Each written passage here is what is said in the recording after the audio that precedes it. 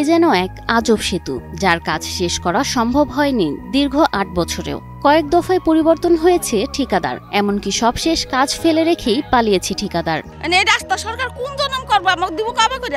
আমরা তো চাই খালি ব্রিজটা দেখ, এই পর যাই আমরা যাইতে পারি। আমরা তো সরকারের কাছে টাকা পয়সা চাই না।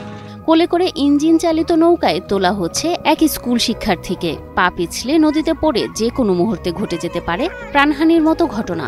এমন ভোগান্তি মানুষের পাশাপাশি বিভিন্ন যানবাহনের ক্ষেত্রেও।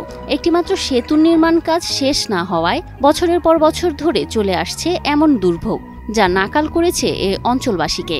নৌকা পার হইতে আমাদের অনেক কষ্ট হয়। আমি এই পারাপার হইতে যাইয়া 4 দিন মোটরসাইকেল নিয়ে পড়ে গেছি। এরপরে আমাদের যে ভোগান্তির শিকার আমরা হইতেছি সাধারণ মানুষ। কোনো মানুষ একটা প্রেগনেন্ট অবস্থায় যদি কোনো মহিলার নিয়ে গাড়ি ঘোড়া দিয়ে যাইতে আমাদের খুব কষ্ট হয়। ভোগান্তির যেন শেষ নেই। বৃদ্ধ, নারী, শিশু, স্কুল শিক্ষার্থী সহ হাজারো মানুষের প্রতিদিন জীবনের ঝুঁকি নিয়ে ছোট ছোট ইঞ্জিন চালিত নৌকায় নদী পারাপার হচ্ছে তারা। আমরা এই যে ট্রলার পার হয়ে নদী পার হয়ে এই পাশে আসি, তো বর্ষার দিনে মাঝে মাঝে আমরা ট্রলার পাই, আবার অনেক সময় পাই না। অনেক কষ্ট হয়, অনেক মানুষ বাচ্চা নিয়ে সেদিন পড়ে গেছে। আমার পুত্র বউ যাতায়াতে অনেক অসুবিধা, অনেক কষ্ট। স্থানীয় লোকদের এত দুরবস্থার পরেও এভাবেই দিনের পর দিন অসমাপ্ত অবস্থায় পড়ে আছে শরীয়তপুরের নড়িয়ার ভাষা সৈনিক ডক্টর গোলাম মাওলা সেতুর নির্মাণ কাজ।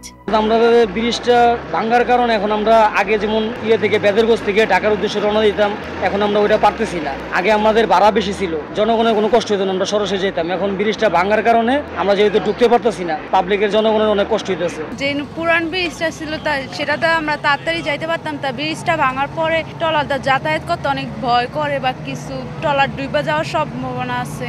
ঢাকা থেকে নড়িয়া ও ভেদরগঞ্জের মানুষের সড়কপথে যোগাযোগ সহজতর করতে ১৯৯৭ সালে কীর্তিনাশা নদীর ওপর নির্মাণ করা হয়েছিল একটি সেতু। তবে সেটি ঝুঁকিপূর্ণ হয়ে যাওয়ায় সব ধরনের যান চলাচল বন্ধ করে ২০১৭ সালে ১৪ কোটি টাকা ব্যয়ে ২২২ মিটার সেতু নির্মাণের উদ্যোগ নেয় এলজিইডি। ঠিকাদারি প্রতিষ্ঠান কিছুটা কাজ শেষ করে অপারগতা প্রকাশ করলে পুনরায় ২৮ কোটি ৮৬ লাখ চুক্তি মূল্য ধরে নতুন করে দায়িত্ব দেয় আরেক ঠিকাদার প্রতিষ্ঠানকে। তবে সেই প্রতিষ্ঠান ৫ আগস্টের পরে ৮ কোটি ৩৮ লাখ টাকা বিল উত্তোলন করে সেতুটির ৬০ ভাগ কাজ করে পালিয়ে যায়। ১৫ বছর যাবৎ আপনার মনে করেন যে ব্রিজটা হচ্ছে না। পদ্মা সেতুর হওয়ার আগের থেকে কাজ নির্মাণ চলছে, কিন্তু অগ্রগতি নাই। এখানে রোগী ঠুকি নিয়ে যাইতে বিশাল সমস্যা, যেমন ডেলিভারি রোগী, বয়স্ক রোগী।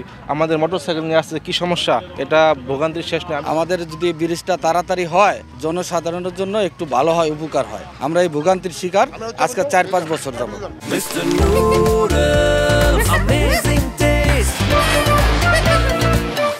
এতেই দেখা দিয়েছে অনিশ্চয়তা।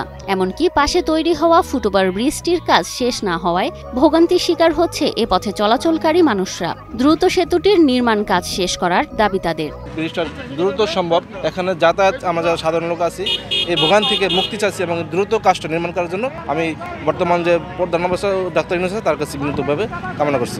আমরা এখন চাই যে খুব দ্রুত ব্রিজটা দিনই তাড়াতাড়ি সম্পন্ন হয়ে যায়। ৫ই আগস্টের পর পালিয়েছে শেষ ঠিকাদারি প্রতিষ্ঠান।